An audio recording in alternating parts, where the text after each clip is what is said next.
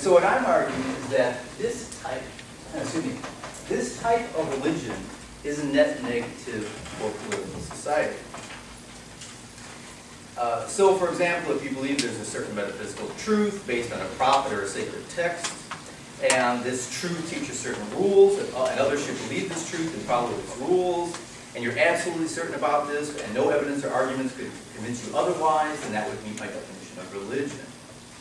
And so that might be anywhere from everything in the Quran is literally true, or Jesus is the only way to salvation, or the Jews are God's special chosen people, any of these absolute beliefs of the various religions.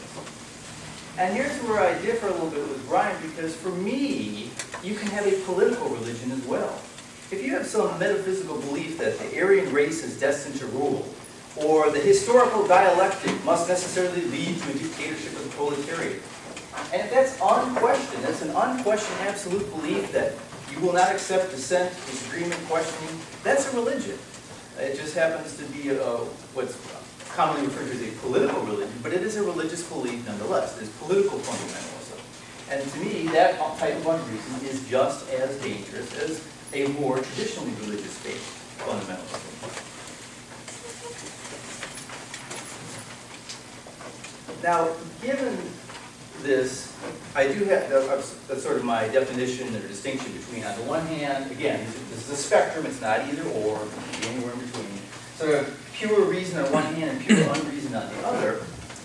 My argument necessarily assumes two critical assumptions. I know Bryan's going to love this. One is that most human beings have the capacity to be taught rationality and reason. That at least under reasonably good conditions, most human beings are capable of more rationality than irrationality. You know, all of you, I would like to think, are more rational than irrational. And Bryan sort of set it up as an either or. Well, either you're perfectly rational or you're irrational. Well, yeah, I'm not, and he said, well, maybe there's 10 or 20 people in the world that are perfectly rational. But again, that's sort of black or white thinking. But my argument is simply that most people, most human beings, if given a good education, good family upbringing, have the potential to be much more reasonable and rational than not. This is why we have schools and colleges and laws and courts, ethics, science, technology, philosophy. And if my assumption is wrong, then this whole debate is pointless and meaningless. Because we should just all leave right now and just give up the attempt at rationality and reason. So that's one of my assumptions. That most human beings have at least the capacity to act in a more rational and reasonable way than not. And my second assumption is that human beings have a natural, innate moral sense of right and wrong. That apart from what any religious belief tells you, as you grow up, you realize, gee, murder is wrong, and rape, and robbery, and lying, and etc. And except for a tiny minority of the population that are truly sociopathic and have no ability to grasp morality or ethics or have a moral conscience, most human beings have an innate moral conscience. And whether that comes from some religious reality that's instilled that in us, or whether it comes because we have an evolved moral sense because that led to cooperation and survival value, doesn't matter. The point is I'm arguing that we do have, at least the vast majority of human beings, do have an innate moral sense. But clearly, there is a lot of irrationality and evil in the world, and there always has been. So I'm simply arguing that our capacities for irrationality, or I should say our capacities for rationality and goodness, are greatly underdeveloped. They could use a lot more improvement, sure. But, let me say our educational systems worldwide don't do a good job of teaching critical thinking and moral reasoning. But my assumption is that this could be improved to a substantial degree, which would solve most of the problems that Bryan alludes to. And so given this assumption, again, most human beings have at least the capacity to behave in a rational and reasonable manner, and exercise rationality, and most human beings have an innate moral sense, then I'm arguing that religion, and especially religious fundamentalism, is a net negative to political society.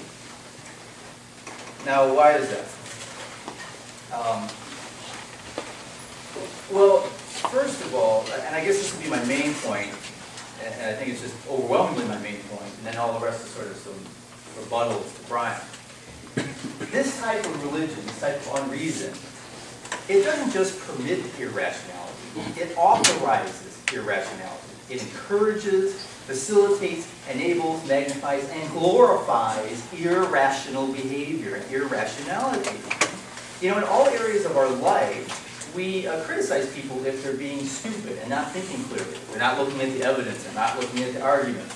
Gee, you know, your boyfriend is a jerk because he beat you. Or no, gee, look, you really do have a drinking problem. And we say you're just being foolish and irrational if you don't look at the evidence and arguments. Yet religion is the one area of our life where we seem to insulate those ordinary rules that apply to thinking. And we say, especially the more religious you are, tending towards this opposite end of the extreme, you actually say, the more you believe something in the face of contrary evidence and arguments, the more virtuous it is. And we will call it faith. And that's extremely dangerous. Because again, it's glorifying irrationality. And in fact, now, because it's set up as a religious doctrine, you are given infinite reward, depending on the religion, for your irrationality. And so it turns what would otherwise be your self-interest, whatever it is you want to do in your life, and now says, well, don't think, do whatever you want to do, as long as you can rationalize that that's what the God or the gods want, and you will be rewarded infinitely for not thinking. And so it basically sets up, or I should say this, then that religion transforms what would otherwise be your pure, raw, naked self-interest, murder, enslavement, genocide, or whatever, and transforms it into a supremely good act of infinite self-interest that's no longer rewarded merely by your earthly pleasure, but by eternal heavenly rewards. For example, in the Old Testament, the story goes that God commanded Abraham to sacrifice his own son, Isaac, and he did it, and this is considered to be a virtue because he blindly, unthinkingly was going to murder his own son. That's not reason. That is dangerous. That is exceptionally dangerous to society, because what this does is when you educate the society to not think, in fact, you are rewarded and glorified to not think. It sets society up to be extremely susceptible to demagogues, whether it's religious demagogues or more political demagogues, like a Hitler or a Stalin or a Mao. And so, there's a famous quote, well, I'll come to this later. Well, I'll give it to you now in case I can get it back. A famous quote by Steven Weinberg, a former Nobel laureate in physics. He says, with or without religion, good people can behave well and bad people can do evil. But for good people to do evil, that takes religion. Now let me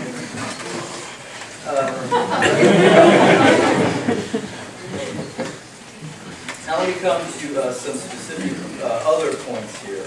And that's the main argument. Religion glorifies irrationality, which is dangerous to any political society. It just allows and facilitates demagoguery. It enables it. And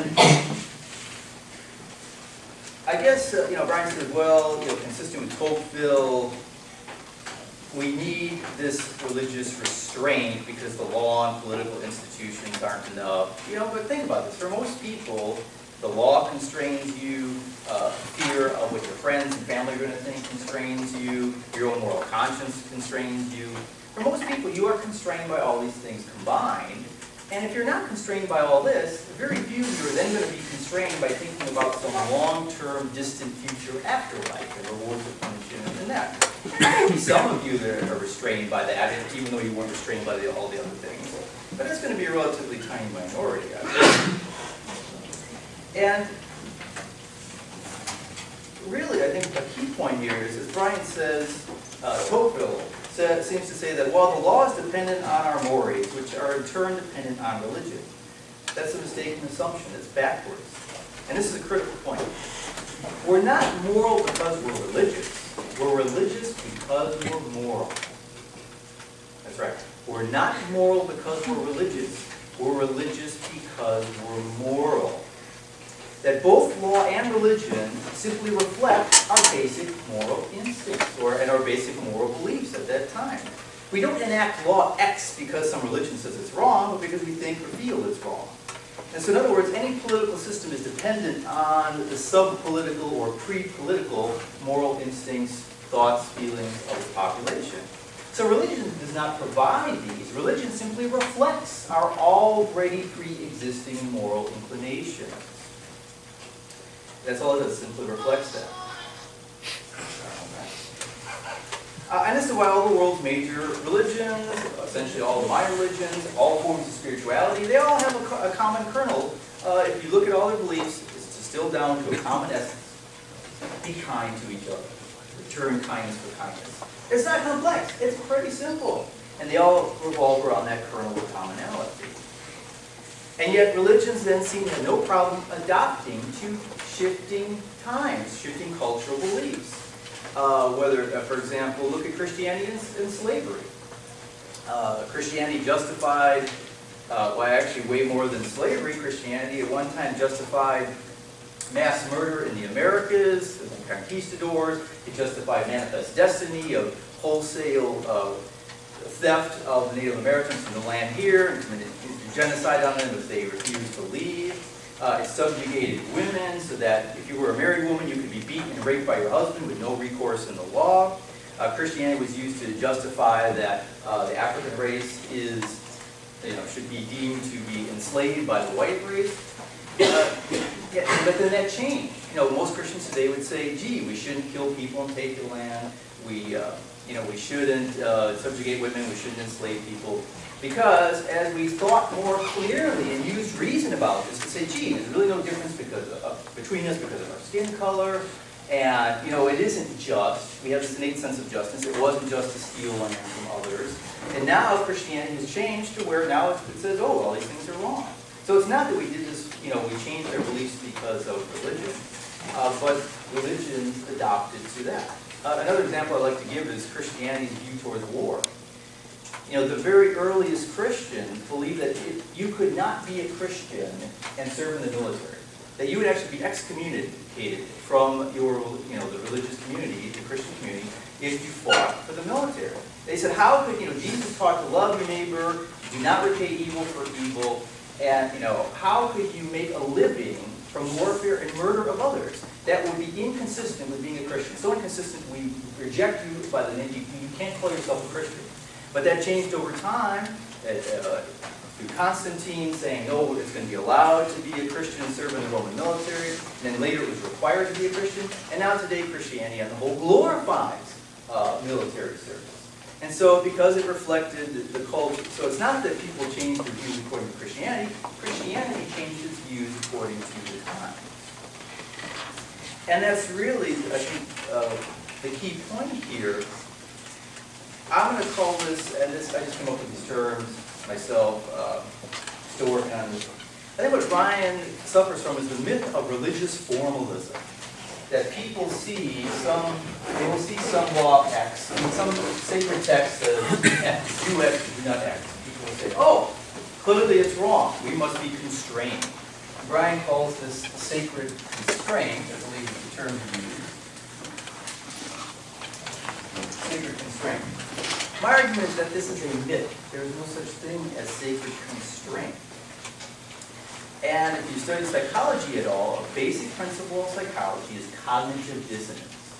Cognitive dissonance. That unless you have been well trained, unless you've been educated in reason and taught issues of logical fallacy, then you will, very commonly humans will engage in what's called cognitive dissonance.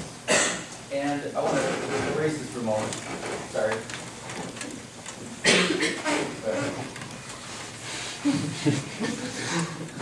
This will illustrate my point perfectly.